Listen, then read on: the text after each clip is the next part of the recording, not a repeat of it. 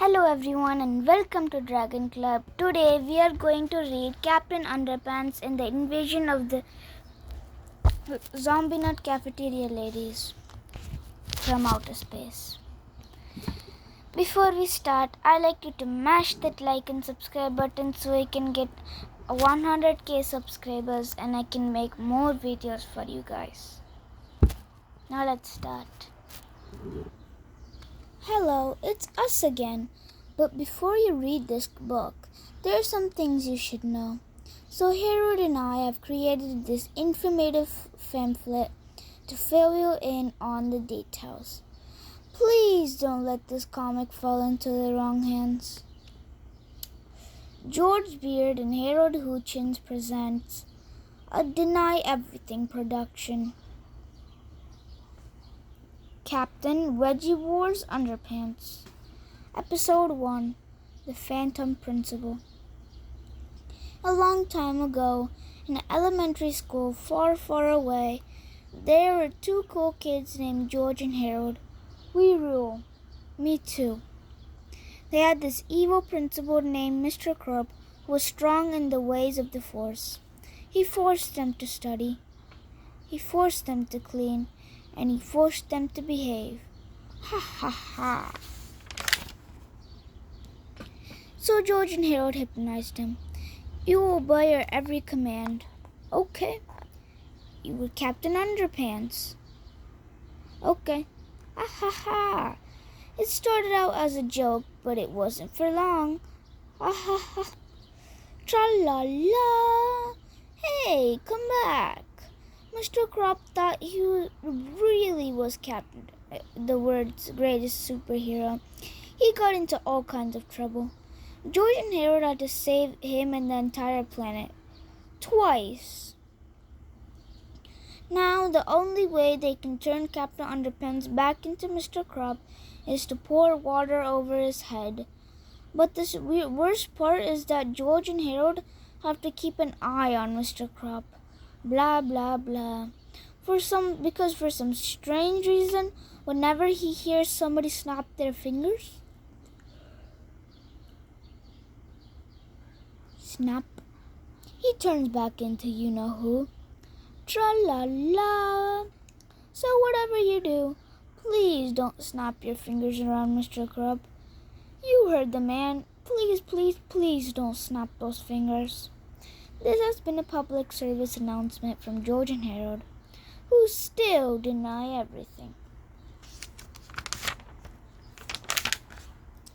Treehouse Comics, Inc. Chapter 1. George and Harold. This is George Beard and Harold Hutchins. George is the kid on the left with the tie and flat top. Harold is the one with the right with the t-shirt and bad haircut. Remember that now. Today's lunch. New tasty cheese and lentil pot pies.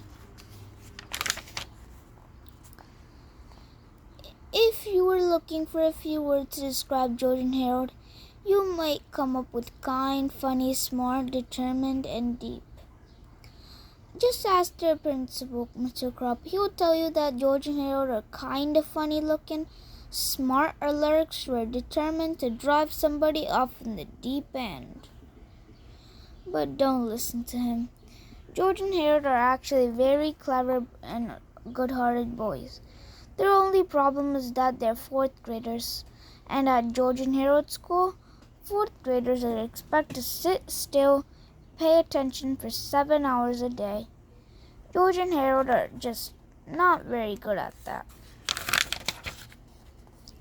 The only thing George and Harold are good at being silly. Unfortunately, George and Harold's silliness gets them into trouble every now and then. Sometimes it gets them into a lot of trouble. And one time, it got them into so much trouble, it almost caused the entire Earth to be destroyed by an army of giant evil zombie nerds. But before I could tell you that story, I have to tell you this story. Chapter 2. Evil Space Guys. One dark, clear night in Piqua, Ohio, a flaming object was seen streaking across the quiet midnight sky. It shone brightly for a second or two, then fizzled out just above Jerome Hortway's elementary school. Nobody gave it a second thought. The next day, everything seemed pretty normal. Nobody noticed anything different about the school. Nobody paid any attention to the roof. And of course, nobody looked up and said, what's that big spaceship thingy doing on the roof of our school? Perhaps if they had, this horrible ordeal that followed may have never happened, and you wouldn't be sitting here reading about it right now. But they didn't. It did. And, well, here we are. As we can all plainly see, there was a spaceship on top of the building, and inside that spaceship were the three of the most evil, hideous, and merciless spacemen to ever set foot on the roof of a small Midwestern elementary school. Their names were Zorks, Clax, and Jennifer. Their mission? To take over planet Earth. First, said Zorks, we must find a way to infiltrate the school. Then, said Clax, we will turn all the children into giant, super-powered, evil zombie nerds. Finally, said Jennifer, we will use them to take over the world. Zorks and Clax laughed and laughed. Silence, you fools, barked Jennifer. If our plan is to work, then we must wait until it's narrowly convenient. In the meantime, we will watch their every move on our trinoscope. Chapter 3. Fun with Science. Early that same morning, George and Harold were sitting on their 10:15 a.m. science class making silly noises. Meow! George mewed softly without moving his lips. Growled Harold without opening his mouth. There it is again! Exclaimed their science teacher, Miss Fyde. I distinctly heard a cat and dog in here. We didn't hear anything, the children said, trying not to laugh. I must be hearing things again, Mr. Fid worried. Maybe you should leave and go see a doctor, said Harold with concern. I can't, said Mr. Fid. Today is the day of the big volcano experiment. The children are groaned. Mr. Fid's science experiments were usually the most idiotic things on earth. But this time, they almost never worked, and they were always boring. But today's experiment was different. Mr. Fyde brought in a large, fake-looking volcano that he made out of paper mache. He filled the volcano with a box of ordinary baking soda. Baking soda is also called sodium bicarbonate, explained Mr. Fyde.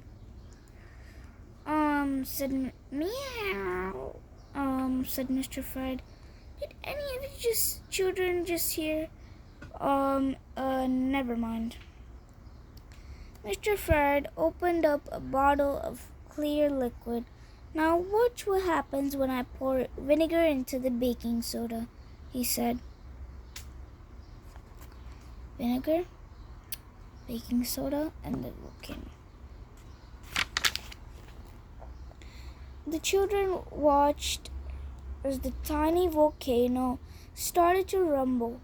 Soon a large glob of foamy goop poured over the desk and dripped onto the floor, creating a huge mess.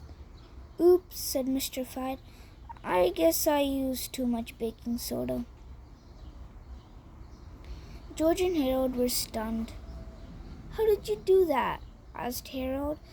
Well, said Mr. Fyde, the vinegar acts as a liberating agent, which releases the gaseous carbonate radical element of the sodium But, meow. Um, Mr. Fried paused. Excuse me, children, I gotta go and see a doctor.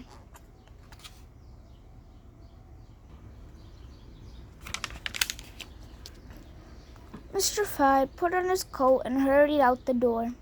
George and Harold got up and studied the messy volcano experiment with great interest. Are you thinking what I'm thinking? Asked George. I'm thinking what you're thinking, said Harold. Chapter 4. The Setup. After school, the two boys raced to George's house and got down to business. George and Harold sat down and began creating a bogus cupcake recipe. We'll just add a box of baking soda and a bottle of vinegar to the recipe, and said George.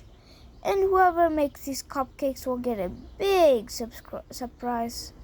Let's add 2 boxes of baking soda and 2 boxes of vinegar to the recipe, said Harold. That way they'll get an even bigger surprise. Good idea, laughed George. Chapter 5. Mr. Krup's Crispy Cupcakes. The next morning at school, George and Harold strolled into the cafeteria and traced a festive-looking card to the kitchen door. Lunch ladies.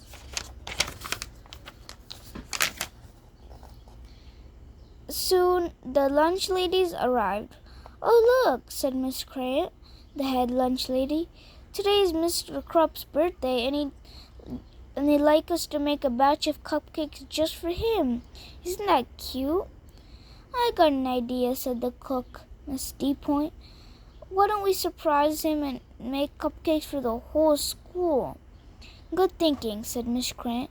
Let's see. This recipe serves 10, and we have about 1,000 students and faculty in the school. So we need 100 eggs, 150 cups of flour, 200 boxes of baking soda, 7 quarts of green food coloring, 50 sticks of butter, 150 cups of sugar. Oh, and let's see. Oh, yes, 200 bottles of vinegar.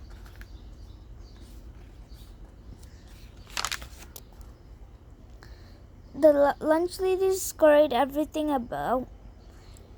everything that they needed. They dumped the eggs, food coloring, milk, and baking soda into a large vat and began mixing thoroughly. Then somebody poured in the vinegar. Chapter 6. What happened next? No, please shake this book back and forth uncontrollably when you read the following word. Also shout it out as loud as you can. Don't worry, you won't get in trouble. Kaboosh! Chapter 6.5. Here comes the goop. A giant wave of green goop crashed through the cafeteria doors and splashed down the halls, swallowing everything in its path. Book bags, bulletin boards, lunch boxes, coat racks, trophy cases. Nothing could stand in the way of the gigantic green glob and goo.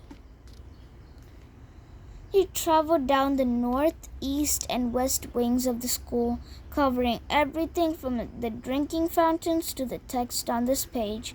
It squished into lockers and squashed onto stairs. It billowed into hallways and bellowed.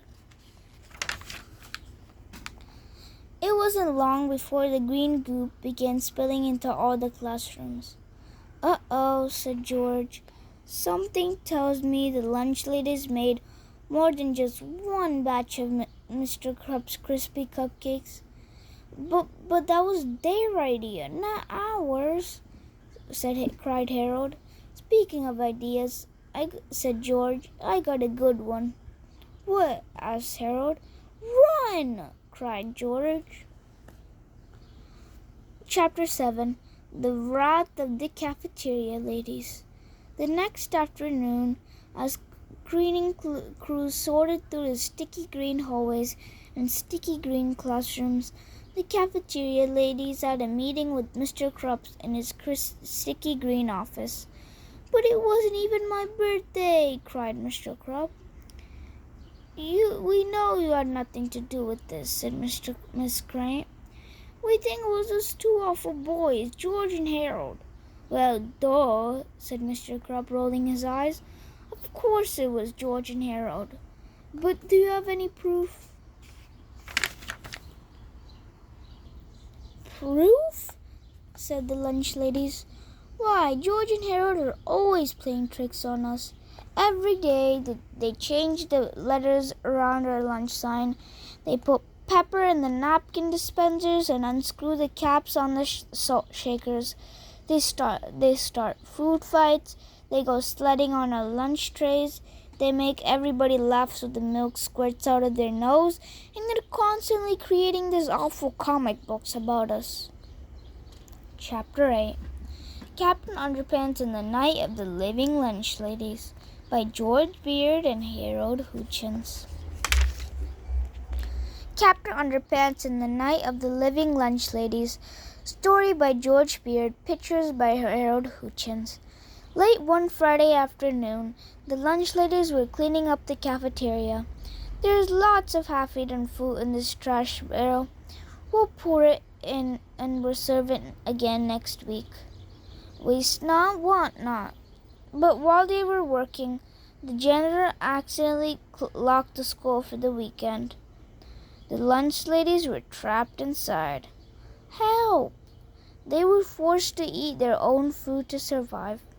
Past the lips and over the gums. Look out, tummy, here it comes. When the janitor returned on Monday morning, the lunch ladies were dead, victims of their own cooking. Oopsie daisies. The janitor then took the dead lunch ladies up the hill to bury them. That looks like a good place. Bury dead stuff here. But it wasn't. Warning. This hill is haunted. Whatever you do, don't bury dead stuff here.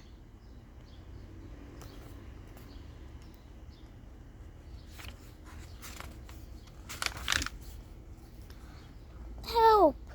The lunch ladies arose from the dead. They're hungry for brains and they just attacked the gym teacher. But I thought you said they were hungry for brains. This looks like a job for Captain Underpants. What seems to be the problem? Living dead lunch ladies. Don't worry, I'll give them wedgies. Oh no, wedgie power doesn't work on the living dead. They got into a big fight. Captain Underpants was faster than a speeding waistband and more powerful than boxer shorts, and able to leap tall buildings without getting a wedgie. Tra-la-la! But the lunch ladies were strong too. They ran faster than their runny meatloaf gravy. They were more powerful than their stench of their sloppy Joe casserole. And they could leap tall buildings with the gassy after effects of their Texas-style 3-bean chili con carne. Burp, burp. Soon they were all on top of a tall building. We got you now, waistband warrior. Not so fast. Captain Underpants pressed a button on the utility waistband and popped out a roll of toilet paper. Even the living dead can't escape the toilet paper of justice. Captain Underpants lassoed the lecherous lunch ladies, but they had a trick up their sleeves. Lunch lady brand Salisbury steak sauce. They poured the steak sauce on the toilet paper of justice. We're free! Get 'em, girls! Uh-oh. Captain Underpants tossed the toilet paper of justice. Up it went, and he swung to safety. The lunch ladies weren't so lucky. Tra-la-la! Hooray for Captain Underpants! The end. Treehouse Comics Inc. Chapter 9. Quitting Time. "We're fed up with those two boys," cried Mr. Crane.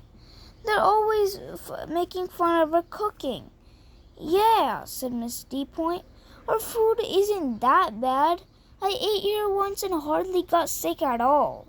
"Well, I can't punish them if we don't have any proof," said Mr. Krupp.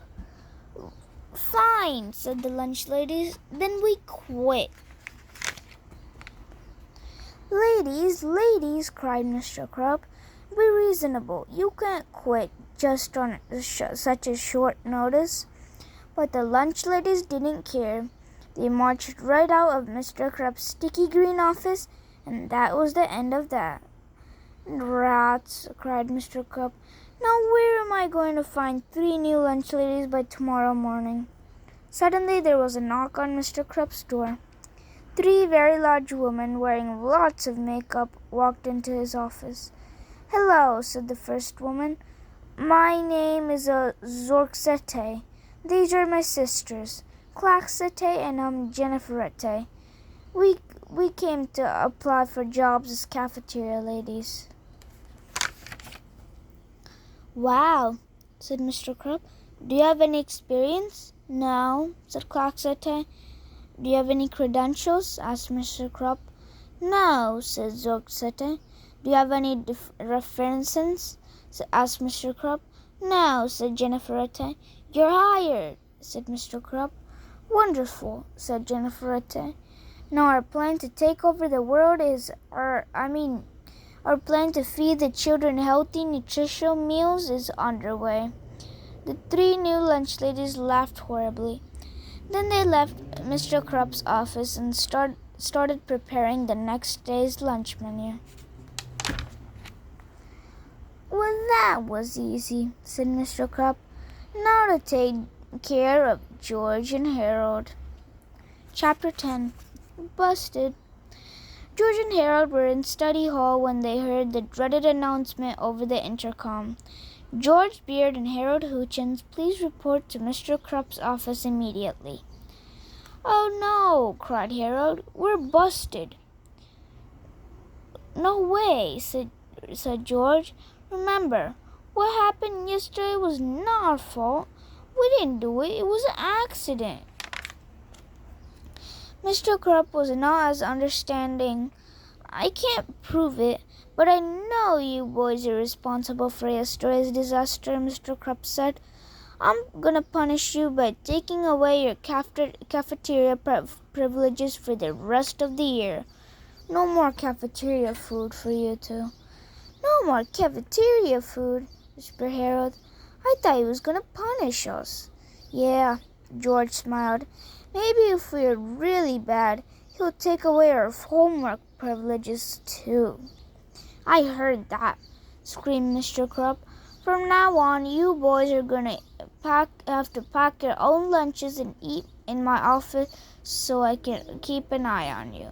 "Rats," said Harold. "But we didn't do it," George protested.